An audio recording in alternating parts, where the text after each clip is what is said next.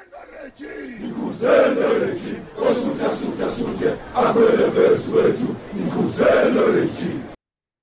very warm welcome. I'm with Cavanagh, the PSA President for Southwest England and also anxiety specialist. Welcome, Caroline.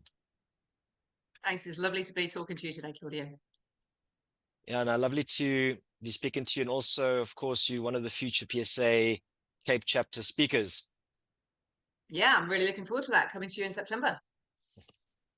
Now, diving into the theme, specifically around anxiety, could you just explain the most common types of anxiety disorders and their symptoms, and how does that therapy play a role in treating anxiety disorders?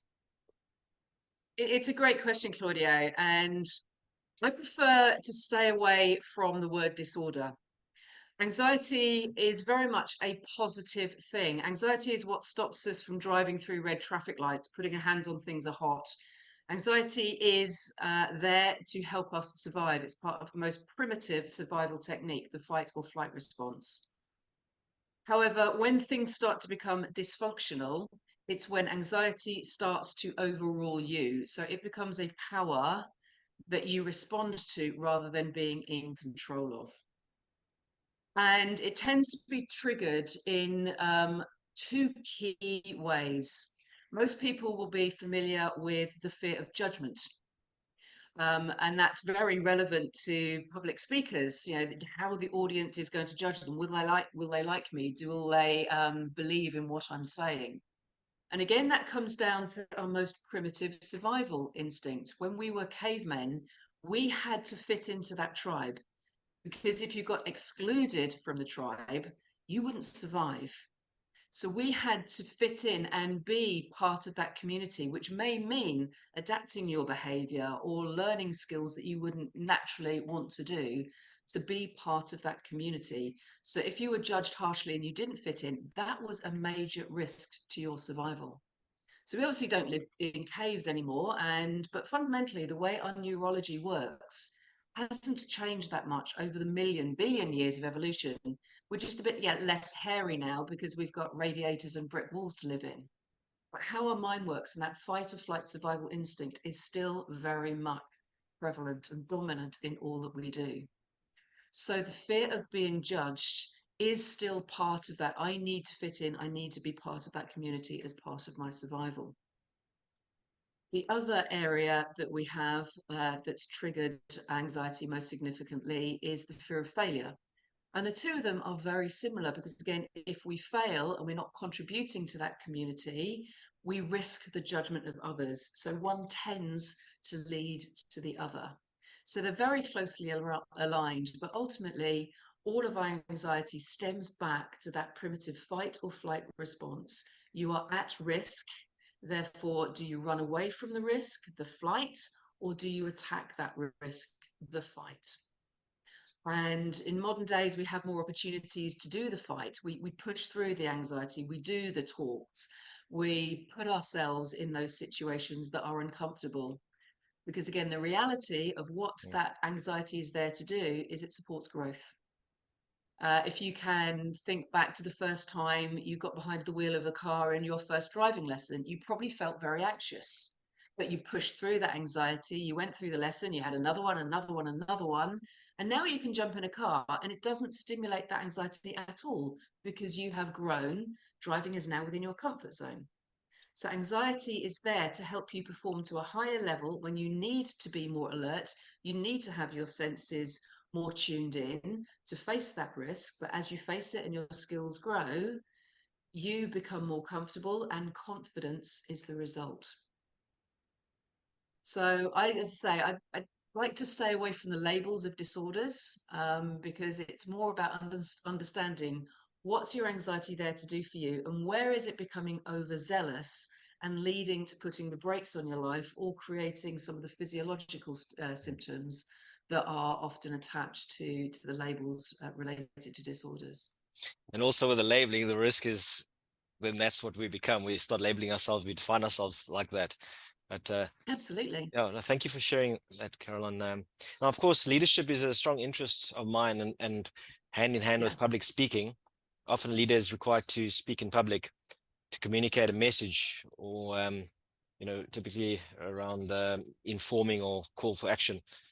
But what are some common strategies that you could share, or techniques that you recommend for managing anxiety, specifically related around public speaking?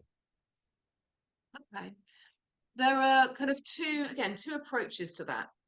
One I've just really touched on, in that anxiety is there when we're stepping outside of our comfort zone.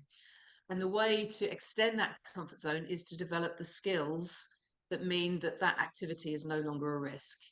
So, developing the skills around speaking, how to develop a good script, how to use visual aids, for example, how to use your voice. All of those, as you develop skills as a professional speaker, will build your confidence, which then reduces the perceived risk of standing out in front of people. Coming back now to the more emotional response, when you are standing in front of a crowd, one of the tips that I was given that really made a huge change to me, and I share now with a lot of people, is to put yourself in the seat of the person that's watching you. Because from that person's perspective, you are just talking to them. They're not aware of the other 10, 90, 900 people around them that are also listening. They're just having that dialogue, that interaction with you. So as a speaker, you're looking around and having eye contact with different people in the audience. In that second, you are just having that conversation with that one individual. So again, it really starts to narrow down the risk. We all have conversations with individuals multiple times most days. So rather than thinking, oh my goodness, I'm talking to an audience of 100, no, you're not. You're having 100 conversations that are exactly the same on a one-to-one basis with each of them. And just that reframe of, in that individual, at the moment, I'm just talking to you. So I'm not worried that there may be tens, hundreds, thousands of people listening to me, because at the moment I'm just talking to you. Hmm. And that again tends to really draw back on that risk, because talking to one person is well within the comfort zone. Yeah, that's a powerful approach. And how would that change if we are now placed in a high pressure environment where we have to then, where the anxiety is increased say tenfold, and we have to transform that into a positive energy to use to your advantage to keep you sharp? Yeah, it's my instant response to that would be, what is the pressure? Where is that source of pressure? Because often it's self-imposed. Yeah. Is that so? That would be the first thing, is where is that pressure coming from? Is it real? So, I will often put pressure on myself because I always want to do the best possible job that I can. But that's a self-imposed pressure. It's not anyone else. So when you recognize I'm doing that to myself, it gives you a choice not to do that. So I still choose to do the best job I possibly can. And if I make a mistake, I don't beat myself up about it. I go, okay, I made that mistake. What can I now do to try and avoid making that mistake in the future? Because from that perspective, there's learning. Under pressure, the anxiety, whether external, can be very real, and there are techniques for that. However, in our daily routine, in our daily living, just when Yep. we wake up, there are also practices which can assist us in that regard. Yeah, absolutely. And as I say, we live in a stressful world. So it's how you can stop that stress from building up. So, this metaphor of a dripping tap, the more you can take the plug out of the sink, the more that water then tends to reduce. So even if the tap starts dripping even faster, you've got capacity within that sink before you get to that high risk situation as well. So something that I will do personally before I do any go onto stage or do any webinars is I will just take half an hour and just do a bit of meditation. It's almost just to clear the mind down, to reduce any stress from, the morning, the day before, so that that sink is empty, so that as I get onto stage and the stress is going to be higher, it's like the tap is dripping faster. I've got a huge capacity within my relative sink before it begets dangerous. So things like, meditating regularly, I think is a very, very valuable skill, whether you're speaking or not, because it reduces that overall stress that becomes held within the body a lot of the time. Something that can also help as a speaker is to make sure that you're well hydrated. So our bloodstream is like the Mm. transport system of our body. And when you're speaking, you want to have your mind, both your conscious and your subconscious, fully alert, which means it needs lots of oxygen. So if our blood is thick, it's like moving really slowly, then the contribution of oxygen getting up to your brain is going to be much slower.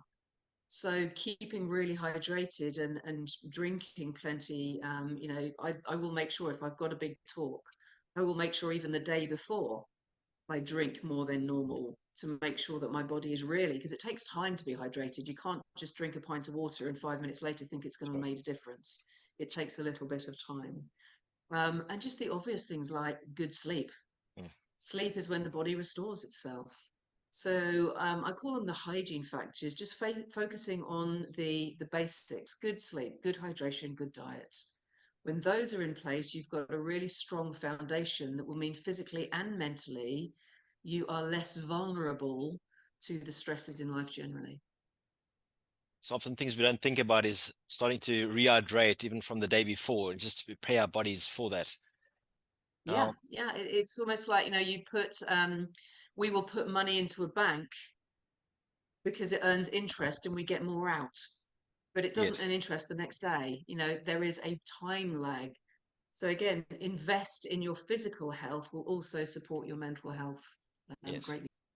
Now brings us to the last question is, Uh-huh. could you share some of the benefits that your coaching has had in terms of being a public speaker and linking that also to anxiety management? See, I didn't use the word disorder, anxiety management. Well done. Um, yeah, I think the work that I do, there's here in the UK, there's a huge amount of people that will do professional speaking skills. So they will do that practical side of things that we mentioned about earlier, how to develop a script, how to stand, which is brilliant.